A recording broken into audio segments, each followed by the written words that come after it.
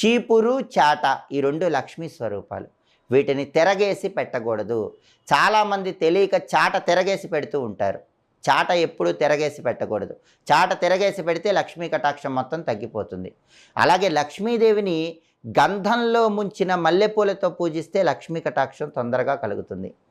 అలాగే సీతాఫలము, దానిమ్మ లక్ష్మీదేవి నివాస స్థానాలు కాబట్టి సీతాఫలము, దానిమ్మ పండు గింజలు వీలైనప్పుడల్లా లక్ష్మీదేవికి నైవేద్యంగా పెడుతూ ఉండాలి. అలా చేస్తే లక్ష్మీ కటాక్షం తొందరగా కలుగుతుంది. అలాగే లక్ష్మీదేవి విశేషంగా అనుగ్రహించాలంటే, ఇల్లంతా కనకవర్షం కురవాలంటే స్వయంగా ఇంద్రుడు లక్ష్మీదేవిని ప్రార్థించినటువంటి ఇంద్రకృత లక్ష్మీ స్తోత్రంలో ఉన్న ఒక శ్లోకం రోజు దీపం పెట్టే సమయంలో చెప్పుకోవాలి. దేవేంద్రుడికే సంపదలు మొత్తం పోతే లక్ష్మీదేవిని ఒక స్తోత్రంతో ప్రార్థించాడు. అప్పుడు లక్ష్మీదేవి దేవేంద్రుడికి పోగొట్టుకున్న సంపదలన్నీ అనుగ్రహించింది. అందుకే ఎవరైనా సరే